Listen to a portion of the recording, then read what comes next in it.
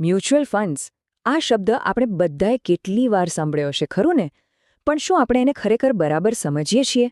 ઘણીવાર એવું બને છે કે ખોટી માહિતી અને અધૂરી જાણકારી આપણને રોકાણ કરતા રોકી દે છે. તો ચાલો આજે આ બધી ગેરમાન્યતાઓની દિવાલ તોડીએ અને જાણીએ કે સત્ય શું છે. ઘણીવાર એવું નથી લાગતું કે મ્યુચ્યુઅલ ફંડ્સ તો કંઈક બહુ અઘરું છે, બહુ ખર્ચાળ હશે, કે પછી આ બધું આપણા માટે નથી, એ તો મોટા લોકોનું કામ છે. જો આવો વિચાર આવતો હોય તો એમાં કશું નવું નથી. મોટાભાગના લોકોને આવું જ લાગે છે અને આ જ ગેરસમજો આપણને રોકાણની દુનિયામાં પહેલું પગલું ભરતા અટકાવે છે. તો બસ આજે આપણે એ જ કામ કરવાના છીએ. ચાલો આ બધી ગેરસમજોને એક બાજુ મૂકીએ અને હકીકત શું છે એના પર ધ્યાન આપીએ, જેથી રોકાણનો રસ્તો આપણા માટે એકદમ સાફ થઈ જાય. તો સૌથી પહેલાં શરૂઆત કરીએ એ અવરોધોથી જે આપણા મગજમાં ઘર કરી ગયા છે. એવા અવરોધો જે આપણને પહેલું પગલું ભરતા જ રોકે છે. ચાલો જોઈએ કે શરૂઆત કરવી ખરેખર કેટલી સહેલી છે. જુઓ, સૌથી મોટી અને સૌથી સામાન્ય ગેરમાન્યતા કે મ્યુચ્યુઅલ ફંડમાં રોકાણ કરવા માટે તો ભાઈ બહુ બધા પૈસા જોઈએ, લાખોપતિ હોવું જરૂરી છે. પણ સાચી વાત કહું, આનાથી મોટું કોઈ જૂઠ નથી. હકીકત તો એ છે કે સિસ્ટમેટિક ઇન્વેસ્ટમેન્ટ પ્લાન એટલે કે એસઆઈપી ફક્ત અને ફક્ત 500 રૂપિયાથી શરૂ કરી શકાય છે. હા, તમે સાચું સાંભળ્યું, માત્ર 500 રૂપિયા. આનો સીધો મતલબ એ છે કે કોઈ પણ વ્યક્તિ પોતાની માસિક બચતમાંથી થોડોક ભાગ કાઢીને પણ રોકાણની શાનદાર શરૂઆત કરી શકે છે. અચ્છા, બીજી એક વાત જે બહુ સાંભળવા મળે છે કે રોકાણ કરવા માટે તો એક્સપર્ટ હોવું પડે, બજારનું બધું જ જ્ઞાન હોવું જોઈએ. પણ ના, એવું બિલકુલ નથી. કારણ કે આપણા પૈસાનું ધ્યાન રાખવા માટે પ્રોફેશનલ ફંડ મેનેજર્સ બેઠા છે. એમનું કામ જ આ છે. અને હા, અમુક લોકોને લાગે કે હજુ તો ઉંમર નાની છે, અત્યારથી શું રોકાણ કરવું? પણ હકીકત એ છે કે જેટલી નાની ઉંમરે શરૂઆત કરો ને, એટલું જ તમારા પૈસાને વધવા માટે વધુ સમય મળે છે. આ તો સૌથી મોટો ફાયદો છે. ચાલો હવે એ જોઈએ કે મ્યુચ્યુઅલ ફંડમાં રોકાણ કરવાની આખી પ્રોસેસ કેવી હોય છે.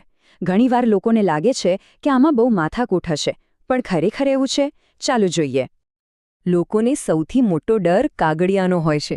ફોર્મ ભરો, અહીં સહી કરો, ત્યાં સહી કરો. પણ હવે જમાનો ગયો. હકીકતમાં આખી પ્રક્રિયા હવે એકદમ સરળ અને ઓનલાઈન થઈ ગઈ છે. અને સૌથી સારી વાત, આના માટે કોઈ ડીમેટ ખાતાની જરૂર નથી. અને કેવાયસી એટલે કે ઓળખની ચકાસણી એ પણ ફક્ત એક જ વાર કરવાની હોય છે, વારંવાર નહીં. જો સરળ શબ્દોમાં કહું તો રોકાણ શરૂ કરવા માટે બસ આ 3 સ્ટેપ્સ છે. પહેલું, વન ટાઈમ કેવાયસી કરાવી લો. બીજું, ઓળખપત્ર અને સરનામાનો પુરાવો આપી દો. અને બસ, ત્રીજા સ્ટેપમાં કોઈ પણ ફંડમાં રોકાણ કરવા માટે તૈયાર. છે ને એકદમ સહેલું? ઓકે, તો હવે રોકાણ શરૂ કરી દીધું. પણ એમાંથી અપેક્ષા શું રાખવી? આ સમજવું ખૂબ જ જરૂરી છે, કારણ કે ખોટી અપેક્ષાઓ જ નિરાશાનું કારણ બને છે. તો ચાલો આ બાબતે થોડી સ્પષ્ટતા કરી લઈએ. એક બહુ જ મોટી ગેરસમજ કે મ્યુચ્યુઅલ ફંડ એટલે તો બસ શેરબજારમાં જ પૈસા લગાવવા, અને શેરબજાર એટલે જોખમ. પણ આ વાત સંપૂર્ણપણે સાચી નથી. મ્યુચ્યુઅલ ફંડ્સનો વ્યાપ આનાથી ઘણો મોટો છે. તમે જુઓ, મ્યુચ્યુઅલ ફંડ્સમાં કેટલા બધા વિકલ્પો છે. ઇક્વિટી ફંડ્સ છે જે શેર્સમાં રોકાણ કરે છે. પછી ડેટ ફંડ્સ છે જે સરકારી બોન્ડ્સ જેવી સુરક્ષિત જગ્યાએ રોકાણ કરે છે. અને હાઇબ્રિડ ફંડ્સ પણ છે જે બંનેનું મિશ્રણ હોય છે. મતલબ કે દરેક વ્યક્તિ પોતાની જોખમ લેવાની ક્ષમતા અને પોતાના નાણાકીય ધ્યેય પ્રમાણે યોગ્ય ફંડ પસંદ કરી શકે છે. અને હા, બીજી 2 મોટી ગેરમાન્યતાઓ. પહેલી કે મ્યુચ્યુઅલ ફંડમાં તો ગેરંટીડ રિટર્ન મળે છે. ના ભાઈ ના, અહીં વળતર બજારના ઉતાર ચઢાવ પર આધાર રાખે છે. અને બીજી કે આ તો ફક્ત લાંબા ગાળાના ધ્યેયો માટે જ છે. આ પણ ખોટું છે. ભલે ટૂંકા ગાળા માટે, મધ્યમ ગાળા માટે કે પછી લાંબા ગાળા માટે રોકાણ કરવું હોય, દરેક માટે અલગ અલગ પ્રકારના ફંડ્સ ઉપલબ્ધ છે. સારું, તો રોકાણ શરૂ થઈ ગયું. અપેક્ષાઓ પણ સમજાઈ ગઈ. પણ શું હવે કામ પૂરું? બસ એકવાર રોકાણ કરીને ભૂલી જવાનું? ચાલો લાંબા ગાળાની રણનીતિ શું હોવી જોઈએ એ સમજીએ. ઘણા લોકોને એવું લાગે છે કે બસ એકવાર એસઆઈપી ચાલુ કરી દીધી એટલે પત્યું, હવે કંઈ જોવાની જરૂર નથી. પણ આ બહુ મોટી ભૂલ સાબિત થઈ શકે છે. યાદ રાખો, ફિનાન્શિયલ પ્લાનિંગ એ કોઈ વન ટાઈમ ઇવેન્ટ નથી. એ એક સતત ચાલતી પ્રક્રિયા છે. આપણા લક્ષ્યો બદલાય, બજારની પરિસ્થિતિ બદલાય, એટલે સમયાંતરે પોતાના રોકાણ પર નજર નાખવી ખૂબ જ જરૂરી છે. જુઓ, એક વાત ગાંઠ બાંધી લેવા જેવી છે. આપણા જીવનના લક્ષ્યો, બજારની હાલત અને દેશની આર્થિક પરિસ્થિતિ આ બધું ક્યારેય એક સરખું નથી રહેતું. એ સતત બદલાતું રહે છે. તો પછી આપણું રોકાણ એમનેમ કેમ રહી શકે?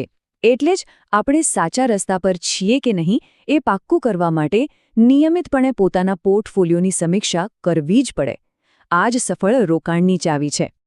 તો આ બધી ચર્ચાઓ પછી આપણે કયા નિષ્કર્ષ પર પહોંચ્યા? ચાલો આખી વાતનો સાર શું છે એના પર એક છેલ્લી વાર નજર કરી લઈએ. આખી વાતચીતનો નિચોડ બસ એટલો જ છે કે રોકાણના રસ્તામાં સૌથી મોટો પથ્થર પૈસાની તંગી કે જ્ઞાનનો અભાવ નથી. સૌથી મોટો અવરોધ છે ખોટી માહિતી અને ગેરમાન્યતાઓ. જે દિવસે આપણે હકીકતોને સમજી લઈશું એ દિવસે રોકાણનો રસ્તો આપોઆપ સરળ બની જશે. તો હવે જ્યારે આ બધી ગેરમાન્યતાઓના વાદળો હટી ગયા છે ત્યારે સવાલ એ થાય છે કે રોકાણની આ સફરમાં આગલું પગલું શું હશે? આ એક એવો સવાલ છે જેના પર દરેકે